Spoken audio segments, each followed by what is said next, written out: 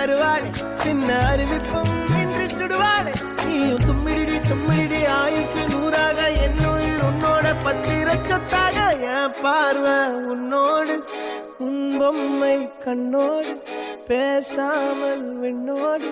நாம் மிதந்து போவோம்